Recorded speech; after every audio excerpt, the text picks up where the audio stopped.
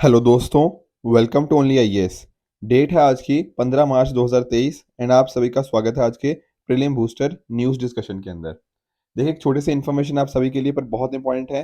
अगर आपके दिमाग में भी ये चीज़ चलती है कि सर पहले अटेम्प्ट के अंदर क्या यूपीएससी क्लियर करना पॉसिबल है या नहीं है, तो देखो इसके लिए शिवम सर से बढ़िया कोई आपको गाइड नहीं कर सकता। सर आपको बिल्कुल काफ़ी डिटेल में बताएंगे, ठीक है। तो मेक श्योर कि आप इस जूम सेशन को अटेंड करें, जो कब है 17th ऑफ मार्च को शाम को 6 बजे। इस सेशन को आप अच्छे से अटेंड कीजिएगा। जो भी आपके डाउट्स हैं सर डेफिनेटली रिजॉल्व करेंगे आप सभी के डाउट्स, और आपको हेल्प करेंगे आपके अटेम्प्ट में यूपीएससी क्रैक करने के, क्योंकि सर ने ऑलरेडी बहुत सारे स्टूडेंट्स की हेल्प करी हुई है इसी पर्टिकुलर चीज़ के अंदर। तो मेक श्योर कि डिस्क्रिप्शन सेक्शन में इसका लिंक है, आप उस लिंक के थ्रू इस सेशन के अंदर एनरोल हो जाइए। एंड ध्यान रखना है 17 मार्च को शाम 6 बजे सेशन होगा, तो मेक श्योर आप इसको अच्छे से अटेंड कीजिए। एक और इन्फॉर्मेशन है, जैसा कि आप सभी जानते ही हैं, 19th ऑफ मार्च को 2023 को सुबह 9 बजे से लेकर शाम के 7 बजे तक आप दे सकते हैं एनसेट आईएएस टेस्ट, यानी कि नेशनल स्कॉलरशिप कम एडमिशन टेस्ट। अब यहाँ पर आपके लिए बहुत सारे एक्साइटिंग रिवॉर्ड्स हैं, प्लस साथ ही साथ इसके अंदर आप 90% तक स्कॉलरशिप दे सकते हैं। कुछ स्टूडेंट्स पूछ रहे थे सर टेस्ट कैसा होगा, तो देखो जैसा प्रीलिम्स का टेस्ट होता है ना, सिमिलरली उसी लाइंस के ऊपर ये पर्टिकुलर टेस्ट होगा। तो मेक श्योर आप इसके अंदर भी एनरोल कीजिए, एंड इस टेस्ट के थ्रू जो भी अलग अलग तरह के बहुत एक्साइटिंग बेनिफिट्स हैं आप उनको भी यूज़ यहाँ पर कर सकते हो। चलिए स्टार्ट करते हैं। आप यहाँ पर देख सकते हो आज की द हिंदू न्यूज़पेपर। कुछ इंपॉर्टेंट न्यूज़पेपर्स में डेफिनेटली कुछ इंपॉर्टेंट चीज़ें हैं जिनको हम कवर करेंगे। At the same time Indian express की जो स्टार्टिंग है ना, एक एडवर्टीजमेंट आई है वहाँ पे। देखो कई बार ना एडवर्टीजमेंट भी पॉइंट हो जाती हैं, कई बार यहाँ से भी सीखने को मिलता है। मैं आपको सिखाता हूँ कैसे। जैसे फॉर एग्जांपल पहले तो यहाँ पे G20 है। अब G20 हमने तो इतनी बार डिस्कस किया हुआ है कि अब पॉइंट नहीं है इसको डिस्कस करने का, पर ये चीज हमारे लिए इंपॉर्टेंट है। Reserve bank integrated ombudsman scheme, although इसको स्कीम को आए हुए अब 1-1.5 साल हो गया है, पर फिर भी हमारे लिए थोड़ी इंपॉर्टेंट हो जाती है। दरअसल में पहले तो आप समझो कि ये ऑम्बड्समैन का मीनिंग क्या होता है। ऑम्बड्समैन का मीनिंग होता है कि एक ऐसा पर्सन, मान लो कोई गवर्नमेंट ऑफिशियल है, जिसको ना आप अपनी कंप्लेंट लेके जाते हो, और फिर ये पर्सन है जो आपकी समस्याओं का समाधान करता है। आई बात समझ में? आप अपनी कंप्लेंट यहाँ पर लेके जा रहे हो इसके पास, ये इन कंप्लेंट्स के साथ डील करेगा। इस तरह से वर्क करता है, इसको बोलते हैं ओम्बुड्समैन। अब आरबीआई ने इंटीग्रेटेड ओम्बुड्समैन स्कीम लॉन्च करी। सर इसका मीनिंग क्या है?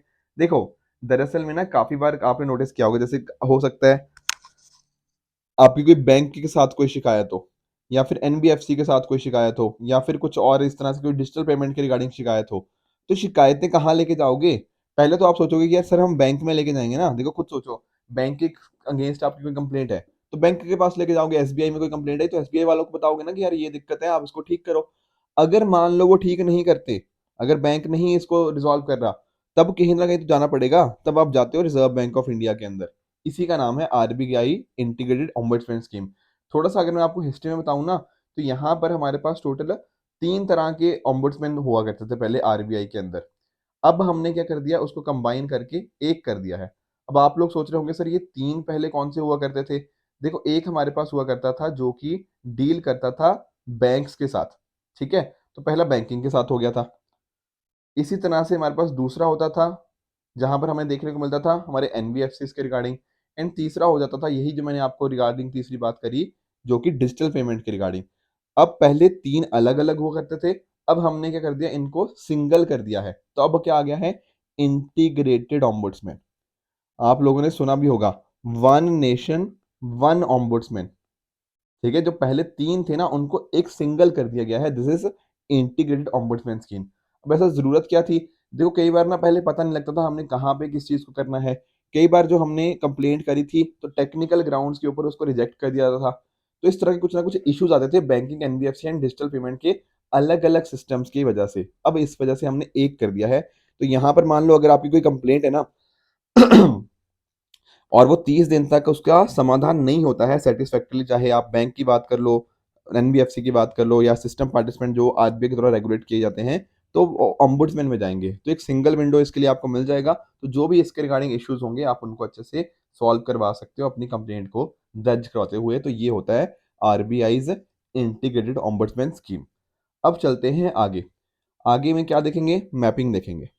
कल मैंने आपको साइक्लोन फ्रेडी के बारे में पूछा था कि कहाँ पर है एग्जैक्टली ये, मतलब, और साथ ही साथ किस तरह के जो फॉर्मेशन होती है, साइक्लोन की कंडीशंस क्या होती हैं, वो मैंने आपको पूछी थी। तो ध्यान रखना कि काफ़ी इंपॉर्टेंट क्यों है ना, क्योंकि this is one of the strongest cyclone जो कि रिकॉर्ड किया गया कहाँ पर, सदर्न हेमिस्फीयर के अंदर, और इसने हिट किया है अभी रिसेंटली कहाँ पे, सदर्न अफ्रीका के अंदर। तो ये सारे पॉइंट्स आपको अच्छे से पता होने चाहिए क्योंकि इंपॉर्टेंट बन जाता है। और आप अगर नोटिस करोगे तो ऐसा माना जा रहा है कि this could be the longest lasting tropical one, कि काफ़ी लंबे टाइम तक चल रहा है, ऐसा डब्ल्यूएमओ का मानना है, और काफ़ी स्ट्रॉन्ग तो है ही है।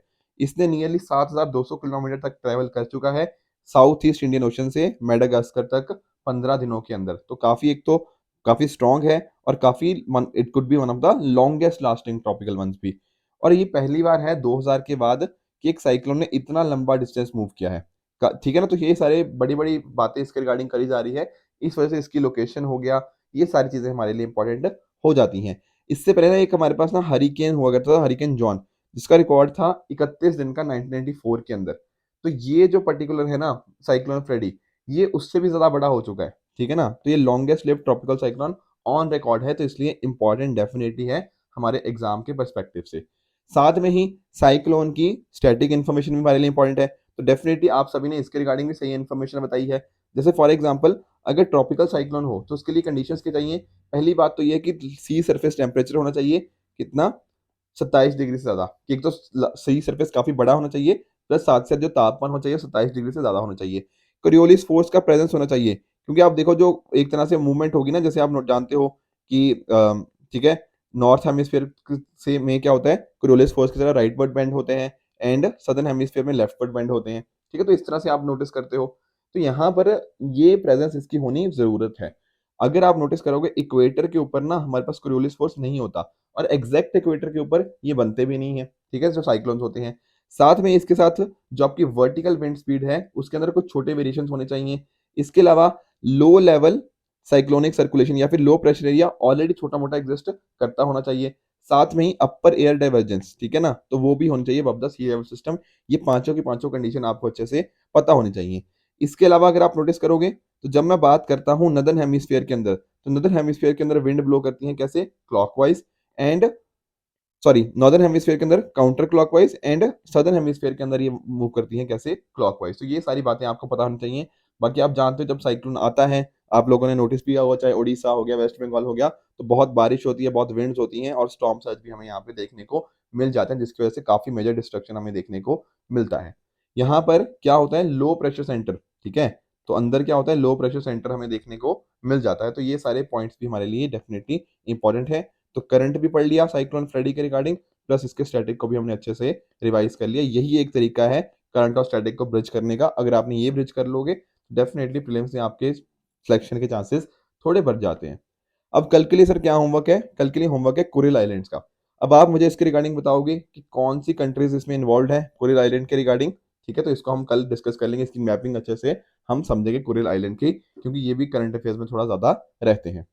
आगे चलते हैं एंड डिस्कस कर लेते हैं FRA act 2006, forest right act 2006।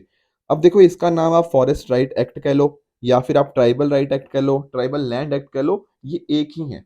अभी रिसेंटली न्यूज में क्यों है, क्योंकि नियरली ऐसा देखा गया है कि 38% क्लेम जो कि लैंड के ऊपर बनाए गए थे उनको रिजेक्ट कर दिया गया इस पर्टिकुलर एक्ट के अंतर्गत। तो देखो यहाँ पर आप खुद सोचो ना, हमारे पास जो जंगल होते हैं, अब जंगल के ऊपर किसका अधिकार है, किसके राइट्स है वहां पे।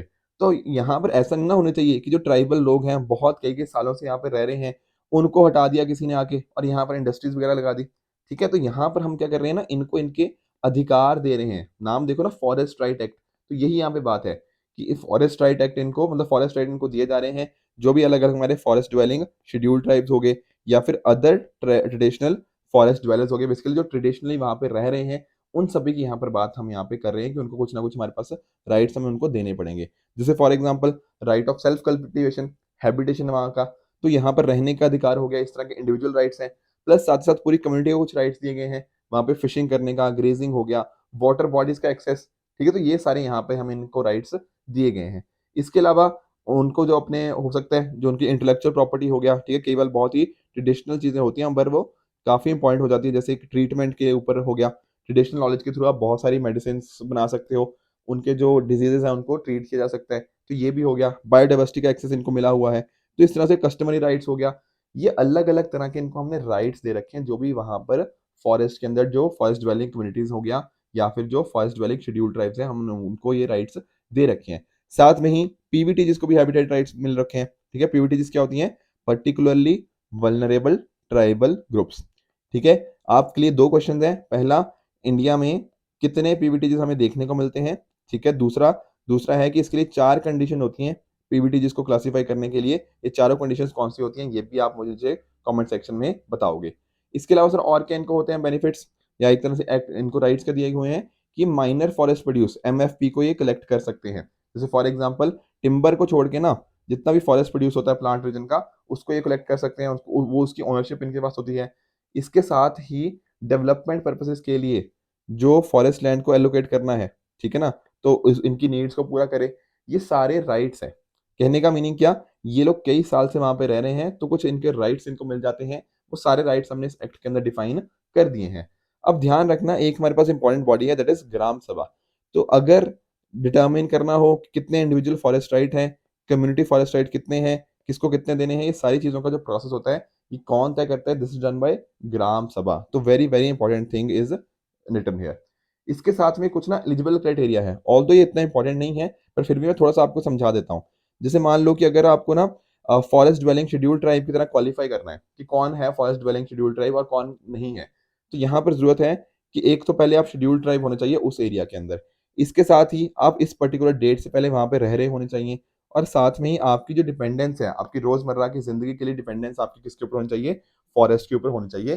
तो इस तरह से आप scheduled forest dwelling scheduled tribe के अंदर क्लासिफाई हो जाते हैं और फिर जो अलग अलग जो राइट्स हैं वो आपको मिल जाएंगे। उसी तरह से अगर आपको other traditional forest dweller, traditional मतलब बहुत लंबे टाइम से रह रहे हो, तो उसके अंदर क्लासिफाई होना है, तो वहां पर भी दो कंडीशन है। दो कंडीशन क्या है कि आप मान लो इस पर्टिकुलर डेट से 75 ईयर पहले तक वहां पर रिसाइड कर रहे होंगे, ठीक है। तो ये हो गया। एंड साथ ही साथ आप डिपेंड करते हो फॉरेस्ट के ऊपर।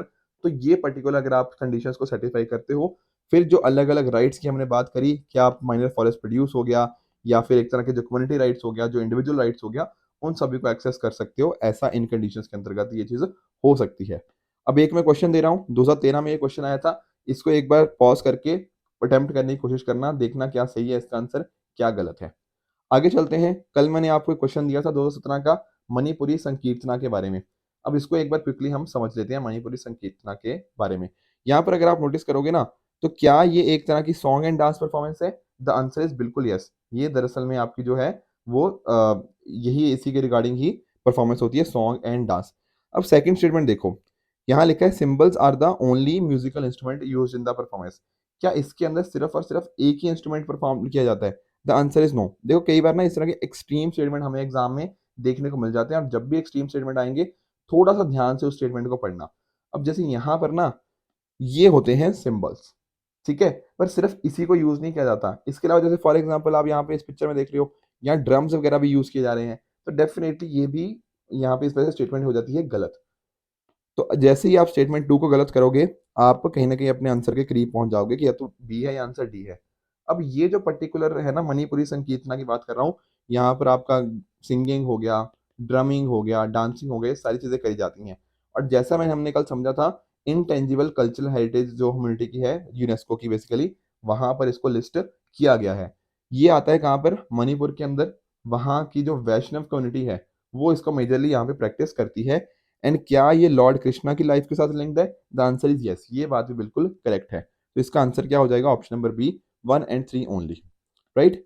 इसके अलावा मैंने आपसे कल ये भी पूछा था कि सबसे रीसेंट एडिशन यहाँ पे कौन सा है यूनेस्को की इंटेंजिबल कल्चरल हेरिटेज लिस्ट के अंदर? तो द आंसर इज बिल्कुल ठीक है, the answer is Durga Puja इन कोलकाता। इसको अभी रिसेंटली ही मतलब थोड़े टाइम के पहले ही इसको यहाँ पे ऐड किया गया था।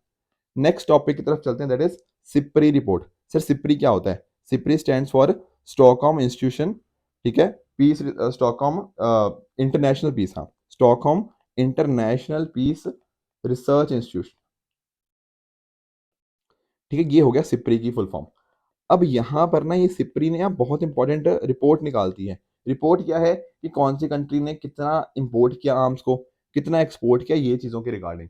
तो इन्होंने ऐसा पता क्या नोटिस किया है कि जो इंडिया है ना, भारत दुनिया का सबसे बड़ा इंपोर्टर है आर्म्स का। तो पिछले 5 साल की अगर हम बात करें 2018 से 2022 के बीच में, तो इंडिया दुनिया का सबसे बड़ा आर्म्स इंपोर्टर रहा। अब यहाँ पर जो टॉप 5 इंपोर्टर्स थे वो कौन से थे? पहले नंबर पे India, followed by Saudi Arabia, तीसरे पे कतर, चौथे पे ऑस्ट्रेलिया, पांचवें पे चाइना। ये दुनिया के पांचों सबसे बड़े आर्म्स इंपोर्टर हैं। ध्यान आप अगर 2-3 का भी रख लोगे ना कि सबसे टॉप पे इंडिया है, followed by Saudi Arabia and Qatar, तो कहीं न कहीं आपका काम बन जाएगा। अब यहाँ पर आप लोग सोच रहे होंगे कि सर, पर इंडिया में तो हम बात करते हैं कि हम तो आत्मनिर्भर बन रहे हैं, ठीक है? हम मेक इन इंडिया की तरफ बढ़ रहे हैं, तो हम आर्म्स इम्पोर्टर इस टाइम के बीच में कैसे हुए? देखो, आपकी बातें बिल्कुल ठीक हैं। इंडिया ना आर्म्स इम्पोर्ट को, बाहर से दूसरी कंट्री को जो आर्म्स इम्पोर्ट करते हैं, उसमें हम कमी लेकर आ रहे हैं। पर तब भी हमारे इम्पोर्ट इतने ज़्यादा है ना कि बाकियों के कंपैरिज़न में अभी भी वो ज़्यादा हैं। आई बात समझ में? कहने का पॉइंट क्या है कि हम अच्छा काम कर रहे हैं। We are trying to reduce the import from other countries. पर बट अभी भी जो नंबर्स हैं वो ज़्यादा हैं as compare to other countries, तो इस वजह से इंडिया अभी भी टॉप पे है in terms of arms import. तो सर, हमें इम्पोर्ट करता कौन है सबसे ज़्यादा? सबसे ज़्यादा हमें करता है रशिया, दूसरे नंबर पे आते हैं फ्रांस, तो इस तरह से आप इस ऑर्डर को देख सकते हो। पहले ना रशिया के ऊपर हम बहुत ही ज़्यादा डिपेंडेंट थे। अब रशिया के ऊपर धीरे-धीरे हम अपनी डिपेंडेंस को कम कर रहे हैं, पर अभी भी हमारा हाईएस्ट इम्पोर्ट वहीं से है।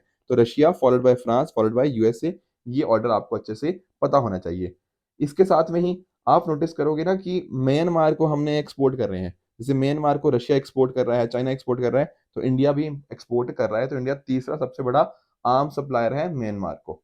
इसके साथ ही अगर आप नोटिस करो, रशिया, फ्रांस, इज़राइल, इन सभी के लिए इंडिया बड़ी इंपॉर्टेंट मार्केट है, ठीक है? रशिया भी सबसे ज़्यादा जो अपना सामान बेचता है ना आर्म्स के कॉन्टेक्स्ट में, वो इंडिया को ही करता है। फ्रांस भी सबसे ज़्यादा इंडिया को ही बेचता है। इज़राइल भी सबसे ज़्यादा इंडिया को ही बेचता है। एंड साउथ कोरिया जो है, वो सेकंड लार्जेस्ट मार्केट है इंडिया उसके लिए। तो आप इस तरह से नोटिस कर सकते हो, बहुत सारी कंट्रीज़ इंडिया में अपने सामान को एक्सपोर्ट करती है एंड इसी वजह से इंडिया का अभी बहुत ज़्यादा डिपेंडेंस है। धीरे-धीरे हम इसको कम कर रहे हैं, पर अभी भी डेफ़िनिटली ये इम्पोर्टेंट बन जाता है। अब आप लोग सोच रहे होंगे, सर हम इतना इम्पोर्ट कर क्यों रहे हैं? तो देखो, 2-3 रीज़न है इसके पीछे के। पहला तो नोटिस करो कि पाकिस्तान और चाइना, ठीक है, इंडिया की कंटिन्यूअसली टेंशन इन दोनों कंट्री के साथ बनी हुई है, तो डेफ़िनेटली हमें अपनी आर्म्स की जो है ना, हमारे यहाँ पे जो इम्पोर्टेंस है, डिफेंस के लिए हमारे लिए ये बहुत ज़्यादा इम्पोर्टेंट हो जाते हैं।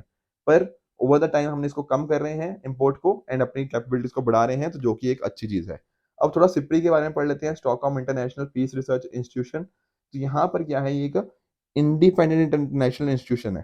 ध्यान रखना, इंडिपेंडेंट है, किसी और के साथ ये लिंक्ड नहीं है। काम क्या है इसका? कि कैसे हम डिसआर्मामेंट की तरफ बढ़ पाएँ। जो कंट्रीज़ हैं अपनी कहीं न कहीं क्या करें, इस तरह की चीज़ों को, कि एक तरह से जो पहले जैसे होता था ना कि हमने आर्म्स रेस रन कर रखी है, कि सबसे ज़्यादा वेपन्स किसके पास है, एक तरह से दौड़ सी चल रखी है, उसको हम खत्म करें।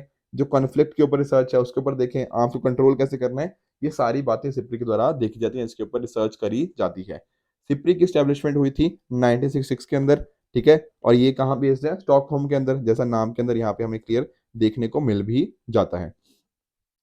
अब जो भी ये इन्होंने अपना-अपना डेटा वगैरह दिया, वो ओपन सोर्सेज़ के बेसिस के ऊपर दिया कि कितना हमें डेटा अब मार्केट में पता है, उसके हिसाब से ये चीज़ सारे को कलेक्ट करने की कोशिश करते हैं, फिर रिसर्च के बेसिस के ऊपर अपनी फाइनल रिपोर्ट को ये पब्लिश करते हैं।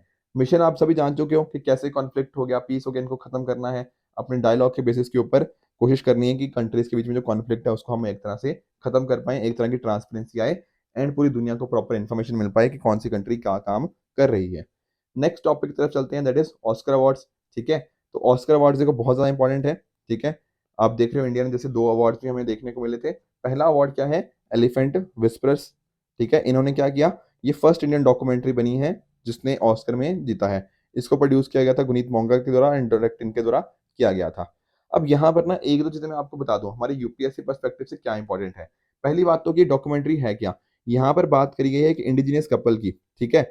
जिन्होंने क्या किया, एक एलिफेंट का ध्यान रखा, एक ऑर्फन बेबी, ठीक है? उसका एलिफेंट का ध्यान रखा और एक तरह से ना हमने क्या दिखाया है इस पर्टिकुलर मूवी के अंदर, या rather I should say documentary, इसके अंदर क्या दिखाया गया है?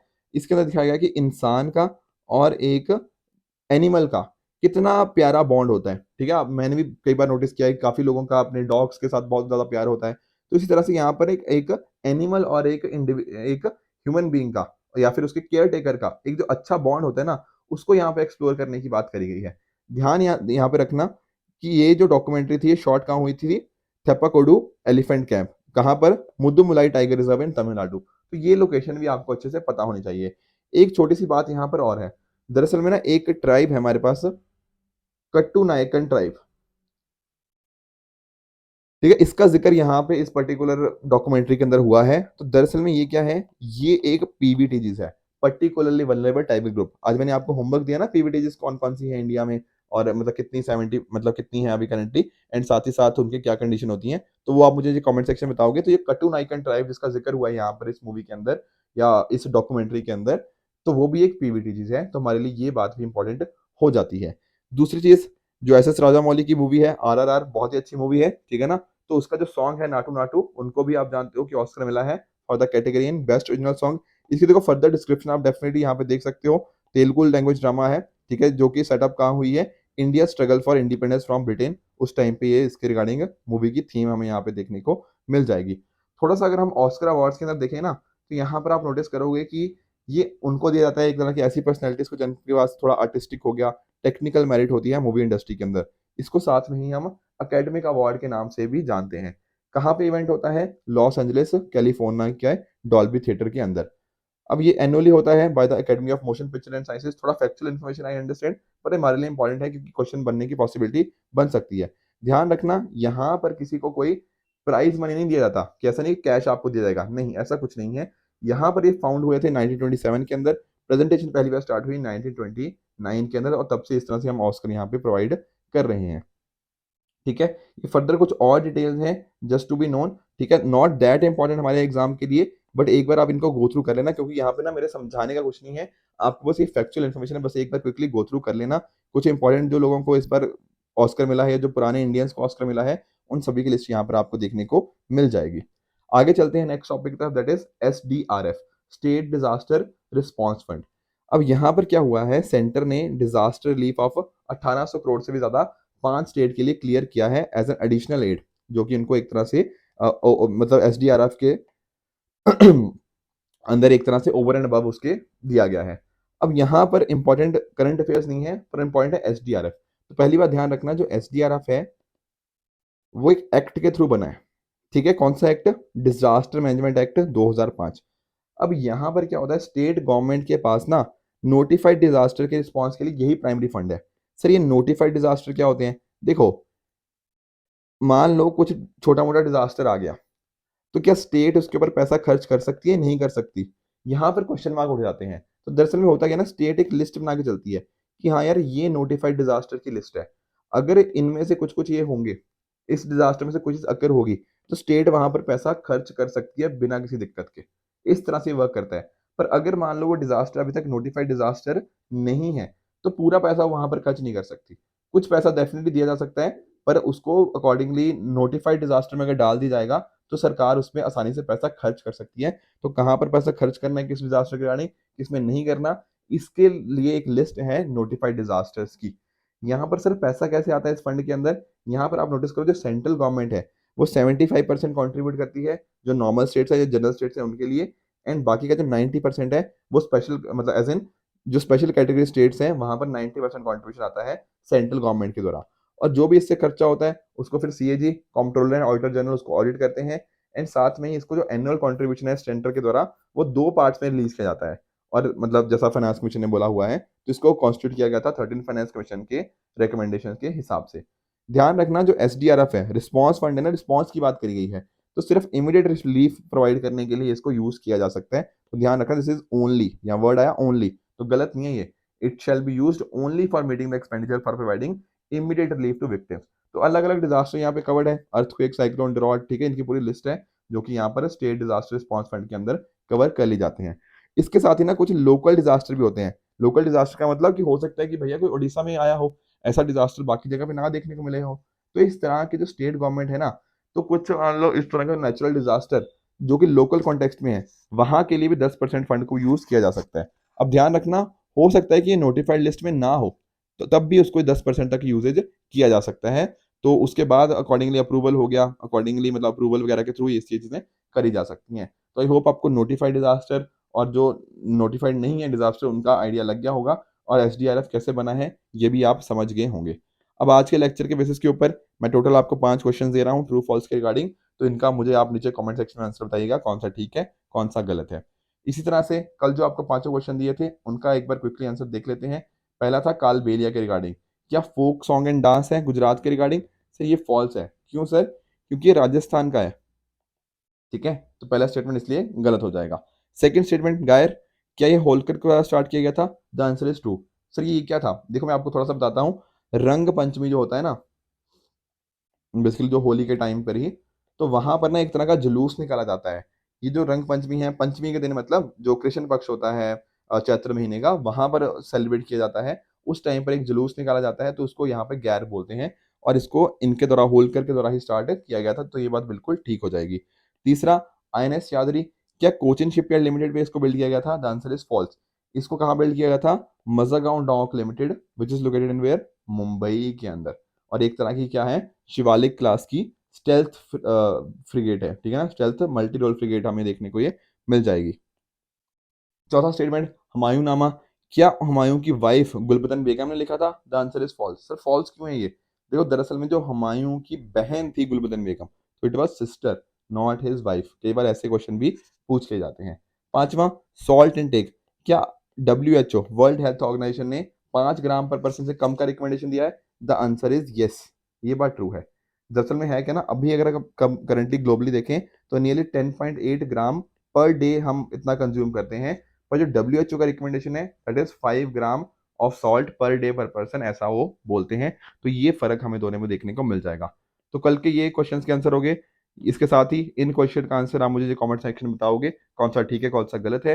साथ में ही अगर आपको इस लेक्चर की PDF चाहिए तो आप हमारे telegram channel only as nothing else पे जाके इस पर्टिकुलर सेशन की PDF को एक्सेस कर सकते हो एंड अपनी प्रिपरेशन को और भी बेहतर बना सकते हो। ठीक है फ्रेंड्स, तो आई होप आपको आज का सेशन अच्छे से समझ आया होगा। इसी तरह से आप भी अपने एंड पे हार्ड वर्क करते रहिए। Good bye and good luck.